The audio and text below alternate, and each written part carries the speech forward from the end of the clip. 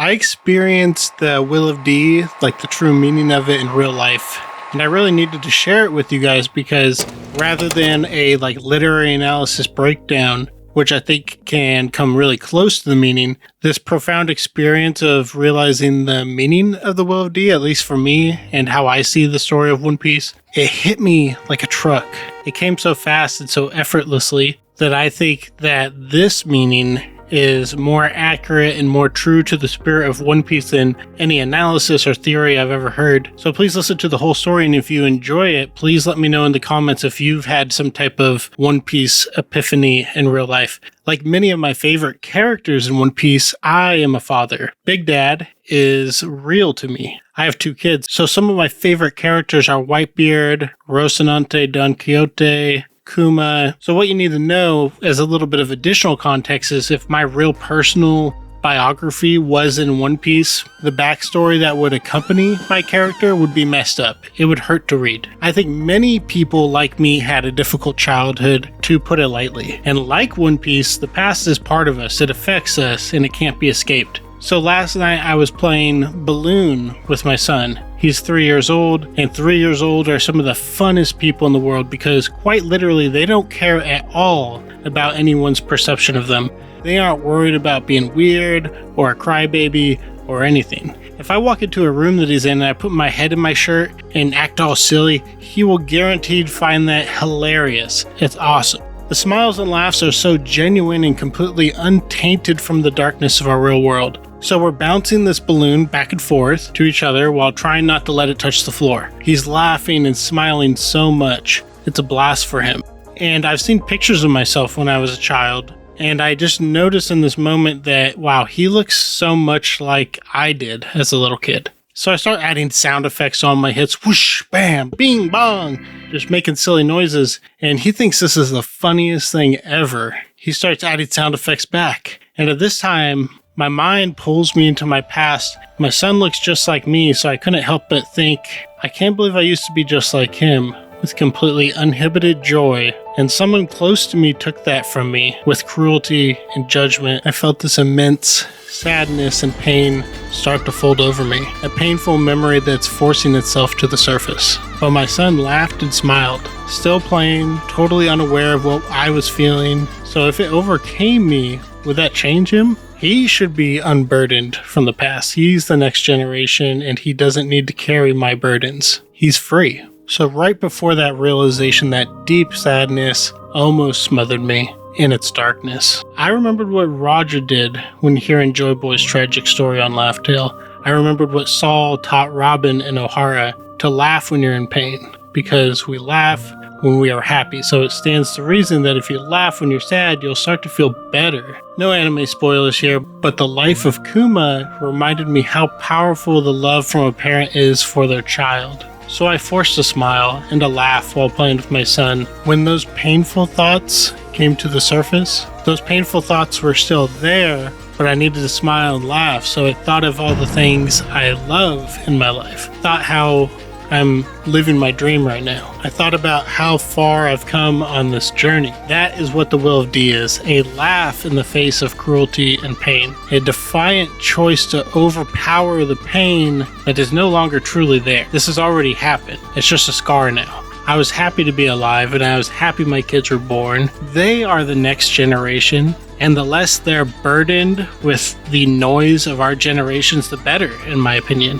They represent true freedom, with their unlimited potential. The best thing I could do for them right now is to smile and laugh, so they know it is always good and right to smile and laugh. And even though old scars yank me back to their pain, I could choose to smile and laugh to overpower that pain, to be a positive and powerful memory for my kids. They can remember me as somebody that freely smiles, that freely laughs. And I think mostly of Rocinante, knowing that he will die at the hand of his own brother, just like his father, knowing he won't achieve his dream, knowing he won't be able to see Law live free from his cage, so much darkness and pain. He can see that Law is afraid, so he smiles and he laughs and says, "Law, I love you."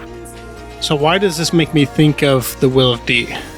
every person who's part of the Will of D that we know has smiled and laughed through what are obviously painful moments. But why is the D important? Well, the D can represent a lot of things that start with the letter D. Everybody knows the most obvious things like dawn, which is one that I especially like because if you turn the D on its side, it hints at that true meaning. It is a sun rising over the horizon, the new era, a generational change for the world, a day of renewal. And given that the person who changes the world, who takes it out of this like age of darkness from Emu, they're going to be a D member, right? And they're going to be Monkey D. Luffy, the person who represents the sun, the person that represents freedom. Instead of turning it so that it's a sunrise, if you turn it the other direction, it is a big ass smile. A powerful symbol of rejecting the darkness, of being happy to be alive, of having fun, and loving other people. I think going beyond that for the Will of D in terms of like a literary analysis,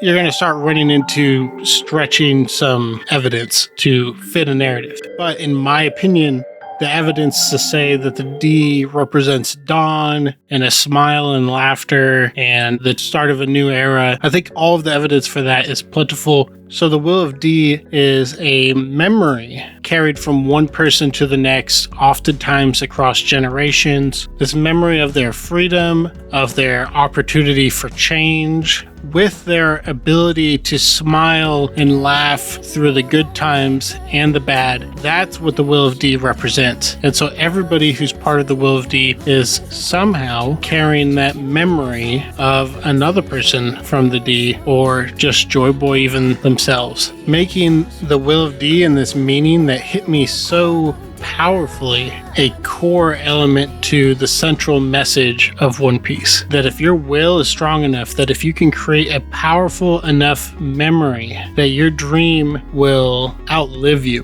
that it will continue on, and that you will be alive as long as your dream is alive. That freedom from all the things that shackle us in any part of our lives is part of a long progress, the story of the first person that sought freedom. Like anybody in One Piece, our past is something that affects us. It's something that often never goes away. It's something that leaves a scar on us. But following your dream, truly seeking freedom, means that you can resist that memory, even if it just means creating a new memory for the next generation, creating a major step of progress towards somebody one day fulfilling your dream. So yeah, that all hit me in like a second when I was just playing with my son the other day. While I explained this over 10 minutes or something, I felt all of this hit me in the manner of like 30 seconds. Shows how powerful storytelling can be. That a silly fictional pirate story about finding the most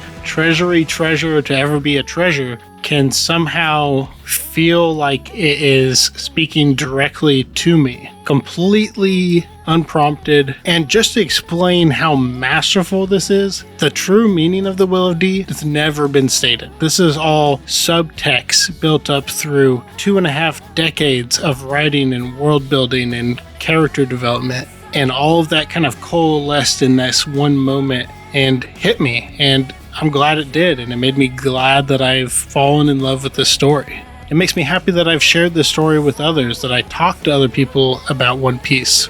Let me know what you think in the comments if you've ever had an experience like this with One Piece or anything else. I'd love to hear about it. I'll see you next time for Binks Brew. Bye-bye.